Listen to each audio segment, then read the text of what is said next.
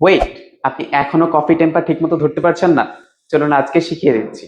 আমরা আমাদের টেম্পারকে এভাবে, এভাবে অথবা এভাবে ধরবো না। আমরা আমাদের টেম্পারটিকে এমন ভাবে ধরবো যেন দেখে মনে হয় আমাদের বুড়ো আঙ্গুল এবং তর্জনী টেম্পারের মধ্যে রেস্ট নিচ্ছে। আমরা যদি দুটি আঙ্গুল ব্যবহার করি তাহলে আমরা এভাবে নিই। যদি আমরা তিনটি আঙ্গুল ব্যবহার করে থাকি তাহলে আমরা টেম্পারের তিন কোণায় এভাবে ধরে তারপরে ব্যবহার করব। টেম্পার ধরার পরে আমরা আরো একটি যে বিষয় মাথায় রাখবো সেটি হচ্ছে আমরা যেন আমাদের তালু থেকে কখনো প্রেসার না দিই।